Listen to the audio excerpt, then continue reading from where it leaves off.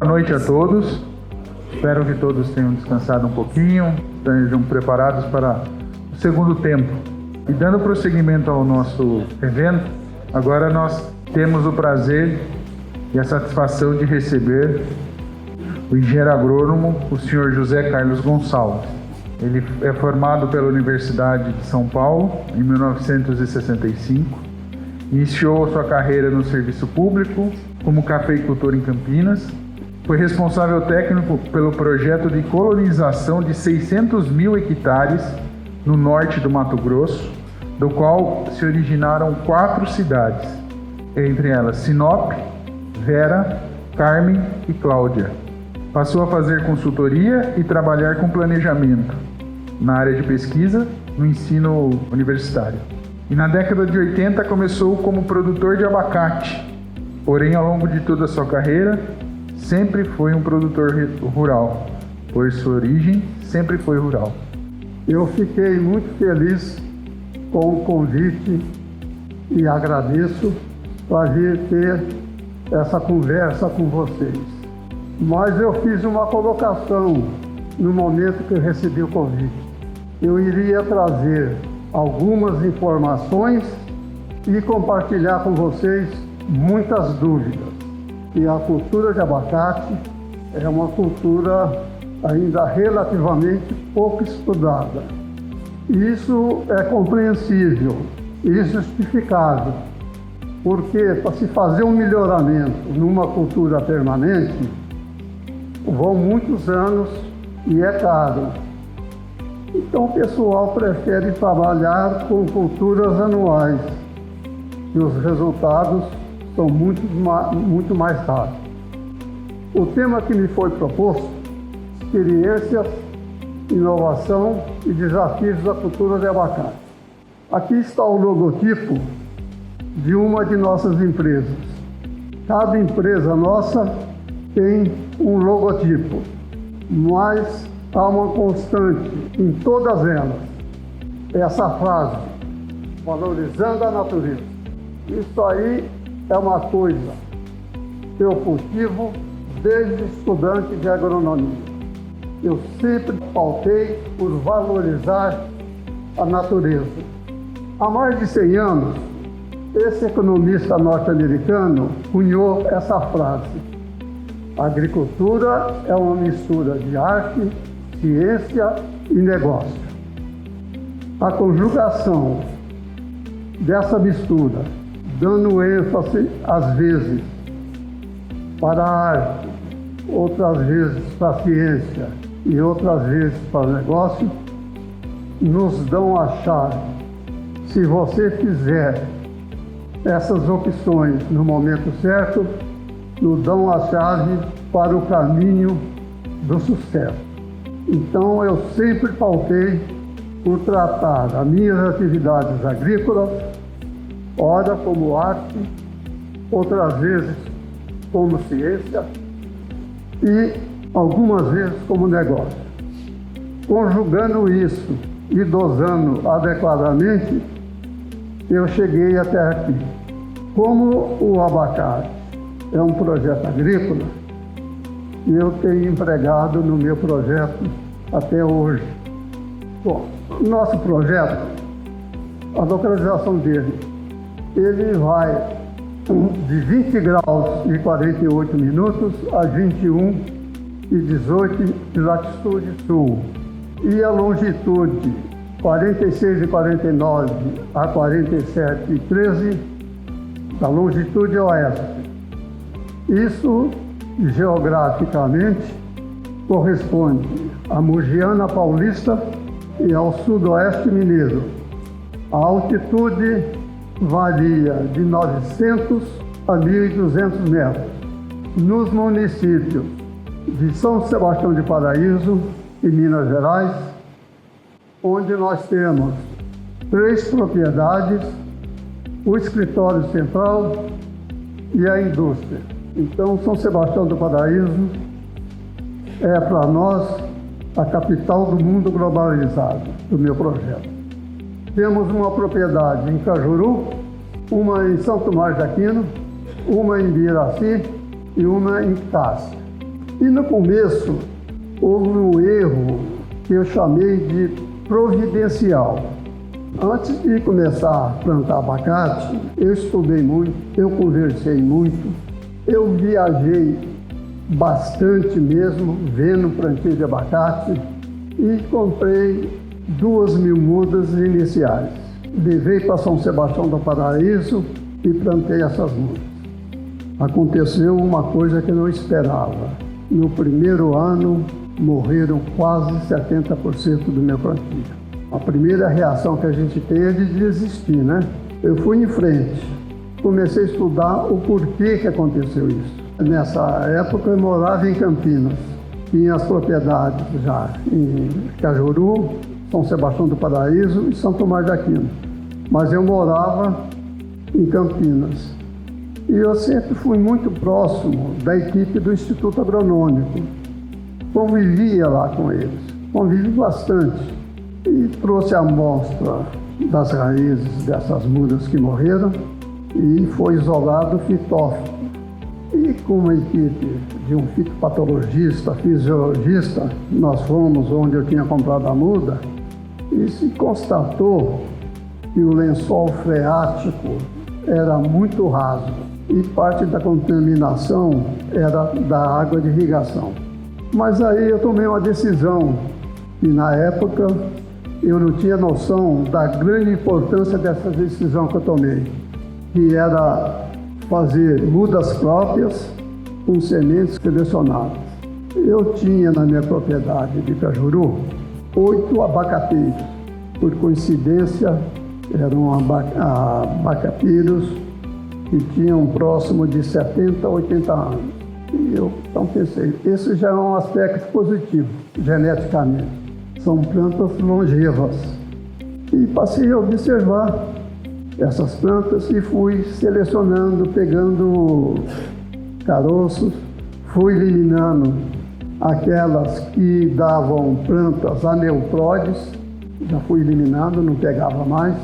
E tomei outra decisão, porque todo lugar que eu ia visitar cultura de abacate, o plantio era muito heterogêneo, mas heterogêneo em função de produtividade, de longevidade e de porte. E eu pensei, isso só pode ser devido ao porte-enxerto. Então o que eu fazia? Para eliminar essas plantas, eu semeava o abacate, levava para o campo e enxertava no ano seguinte no campo. Passei a enxertar no campo, porque aquelas plantas mais fracas, elas já ficavam para trás. E eu não precisava perder o enxerto. Eu replantava no ano seguinte e fazendo isso, eu fui observando e selecionando cada vez os fornecedores de semente. Então foi um processo demorado, mas muito efetivo. E eu fiz mais uma coisa que veio na minha cabeça. Não vi em livro, não estudei, não tinha literatura. Eu fiz uma tríplice enxerto varietais. O que quer dizer isso? Como eu enxertava no campo, um ano depois, às vezes 1 ano e meio, eu tinha a possibilidade de colocar mais de uma variedade no mesmo cavalo.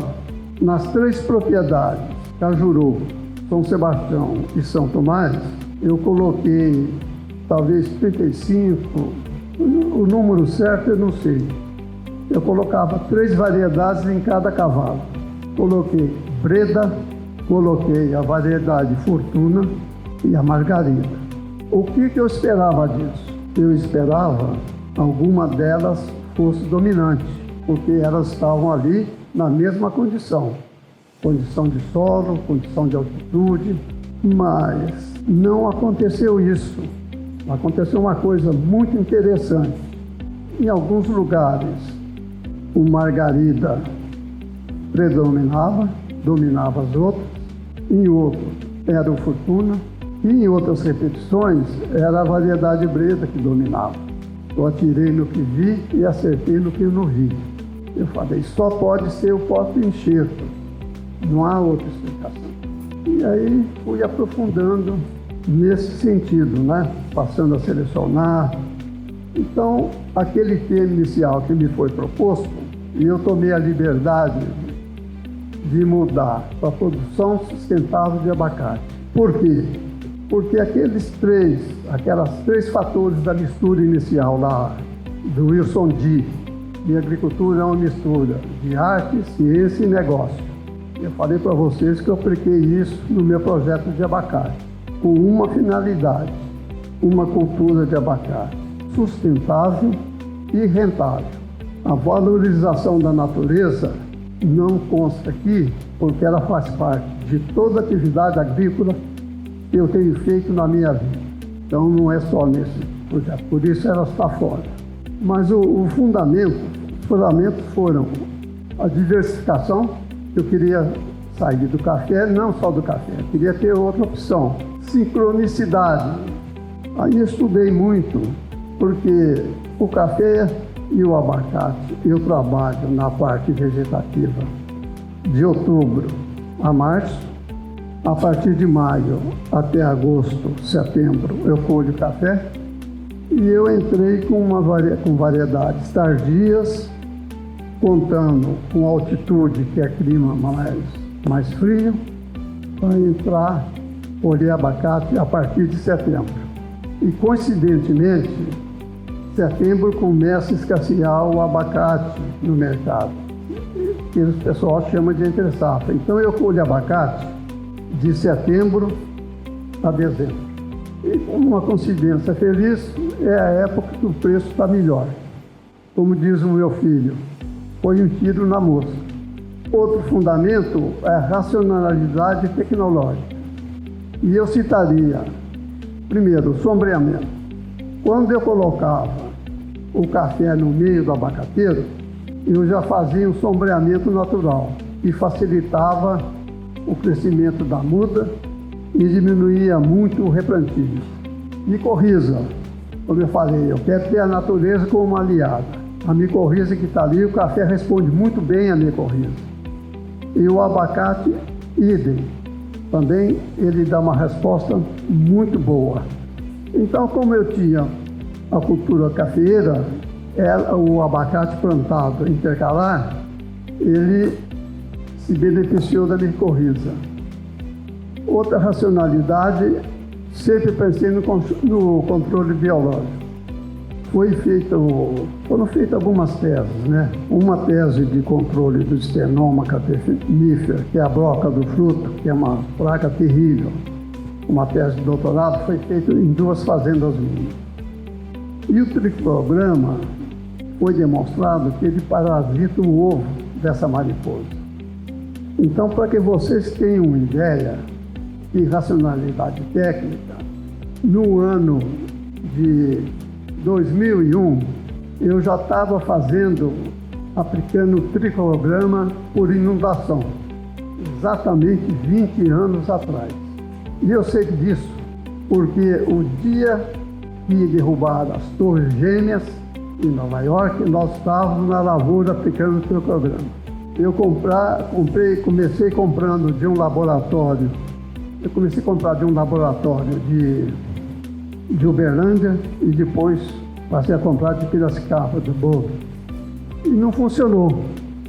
Eu recebia pelo correio, né, pelo SEDEF, a cada 15 dias, e aplicava e fomos medindo, não controlou. Aí nós fomos ver o porquê que não estava controlando. Os ovos de tricograma que a gente colocava nos pés de abacate, as formiguinhas pretas e comiam os ovos. Então era o controle biológico do controle biológico.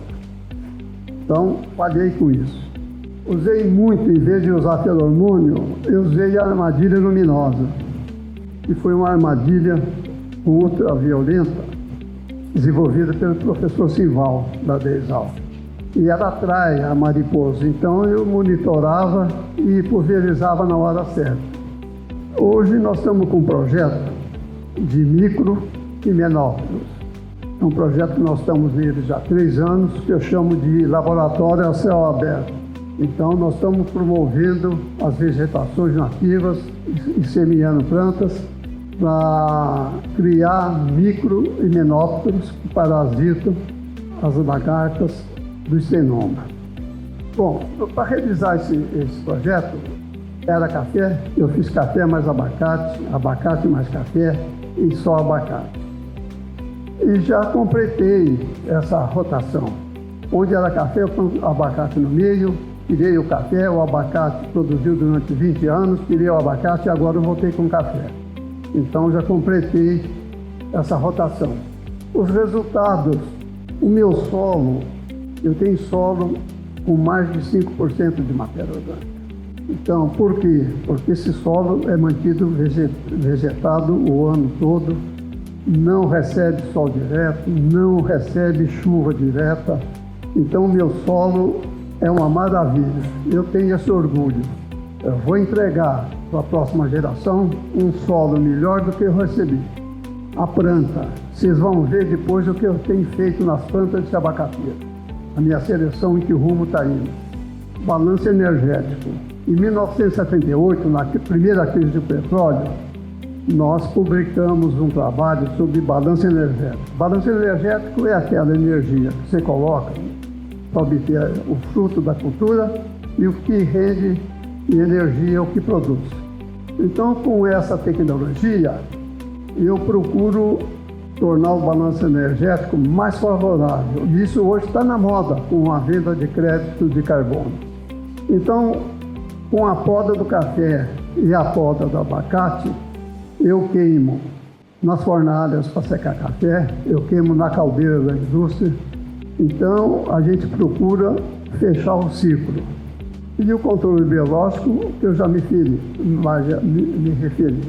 Econômicos, nós estamos obtendo, com esse negócio de enxertia, de porta-enxerto, frutos muito bonitos. E frutos ficam cada vez mais tempo na planta. E isso aí é muito bom em termos comerciais. Nós estamos produzindo o azeite extra virgem, o refinado e em pó. Essa é outra novidade também. Eu vou mostrar para vocês que nós estamos com azeite em pó, azeite de abacate em pó, para fins farmacêuticos. Já estamos com um projeto aprovado na Anvisa e estamos montando cosméticos. Nós estamos terceirizando e estamos fabricando vários cosméticos com óleo de abacate, sabonetes com processo japonês secular, que vai 100% de óleo de abacate, a estearina, que é uma manteiga de abacate, e você controlando a temperatura do processo industrial, você obtém ou azeite ou mais estearina. Isso aqui é uma coisa nova, mas que tem um potencial de mercado muito grande, porque é extremamente saudável. A isca formicida natural do caroço de abacate. E esse projeto também já está na Anvisa, está no Ministério da Agricultura, está funcionando. Nós estamos com uma equipe de cientistas de primeiro nível, que está isolando as moléculas, identificando, para que a gente possa usar como fungicida, como medicamento para artrose, para diabetes. Então, nós estamos indo nesse sentido. E outros mais que vão aparecer. Essa foto mostra, olha só, isso aqui foi eliminado. Estava abacate e café e nós eliminamos o café. Veja a matéria orgânica que fica no solo. E essa variedade é breda. Olha que beleza de fruto. Está brilhando. Aqui é uma consorciação que eu uso muito também. É leguminosa e gramínea. Está vendo? Aqui é café intercalado com abacate. Outra tecnologia que eu uso, isso aí não é invenção minha, não. E o Zé Pérez Romero, o pai do João, sabia disso muito bem, dominava esse assunto. Nós utilizamos subdosagem de herbicida. E a planta, em vez de morrer num período mais rápido, ela demora muito para secar. Com isso, você economiza no herbicida e você retarda a sementeira seguinte. Então, essa é uma tônica também do meu projeto. Esse cirato, e braquiária. Olha o volume de cobertura mole.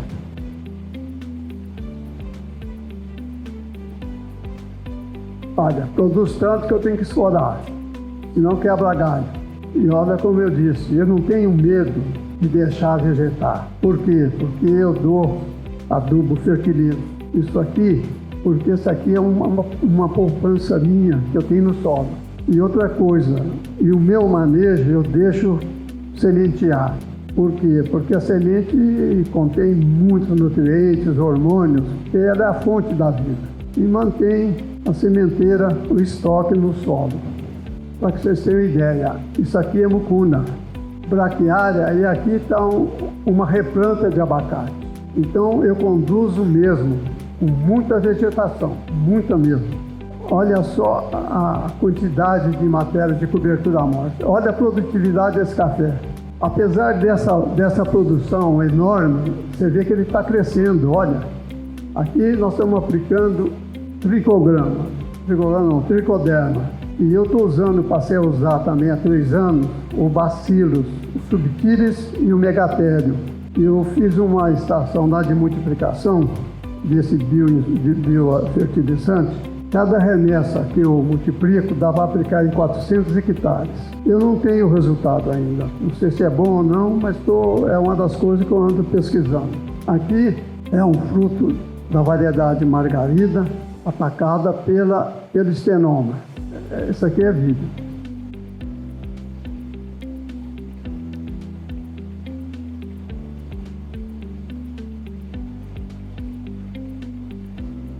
Olha o estrago que ele faz.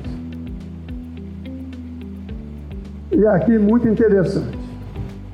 Eu esmaguei essa lagarta do estenoma, ela já estava combalida, ela estava quase morrendo. E ao esmagar, vejo aqui a larva de um parasitoide.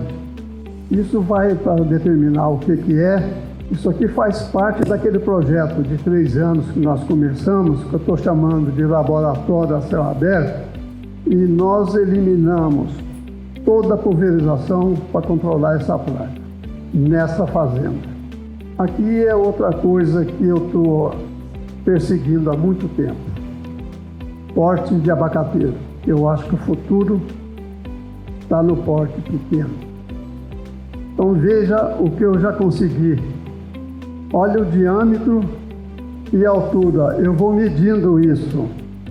E todas essas, eu tenho acho que 4 ou 5 variedades anãs. Ela tem maior diâmetro do que a altura.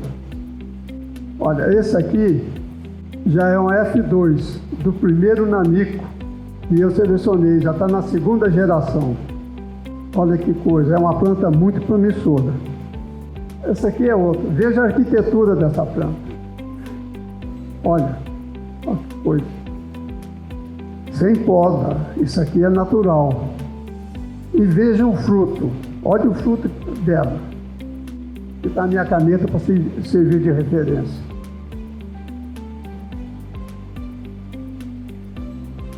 Olha que fruto bonito. E é tardio. E é rico em óleo. Nós temos determinado nessa seleção, a gente determina o teor de óleo. Essa aqui é a planta que eu coloco mais esperança nela. É uma planta muito vigorosa, mas olha o diâmetro dela comparada com a altura. Ela tem mais diâmetro do que a altura. Eu acho que isso aí é o futuro da abacaticultura, para facilitar pulverização e principalmente colheita. Essa aqui é uma variedade nova que nós já estamos cultivando. O ciclo dela é 30 dias além do ciclo do margarida. Ela é mais tardia. Aqui é aquilo que eu falei. Olha aqui, esses caroços que atrasam e saem sem vigor, eu sempre olho por dentro. Olha o inóculo aqui, ó. Eu acho que esse inóculo, ele é colocado na hora da fecundação da flor. Eu não tenho certeza, que eu não sou fisiologista, mas isso aqui vai dar uma planta defeituosa, que tem que ser eliminada. Olha isso aqui, ó. Olha isso. De caroço de abacate.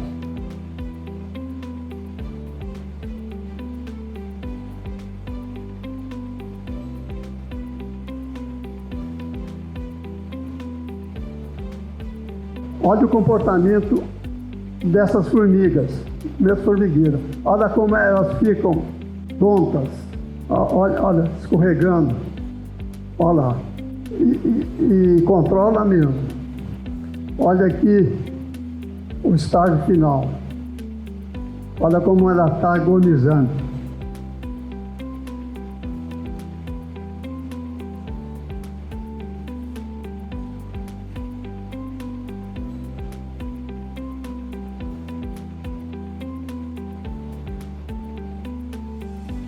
Aqui é a nossa indústria. Inclusive nós somos autossuficientes em energia, a fotovoltaica. Aqui está o segundo módulo para sabonete e maionese, caldeira, área de descanso. Aqui a seleção inicial do abacate para entrar, para despolpar. E aqui os nossos reatores da indústria. Aqui entrando na esteira para ser lavada com cloro e indo para o despolpador. Aqui saindo o azeite. Aqui o nosso azeite, o Paraíso Verde. Aqui é o abacate, o óleo em pó, para fins farmacêuticos. Nós estamos fazendo parceria com esse pessoal aqui. E aqui o pó solúvel do caroço. Aqui o sabonete, um dos tipos de sabonete imitando uma folha de abacate que nós vamos lançar.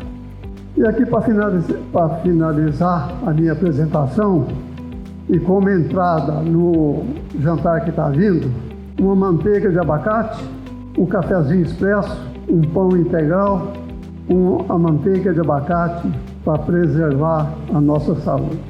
Eu peço desculpa por ter furado o tempo e agradeço a atenção de todos. Muito obrigado.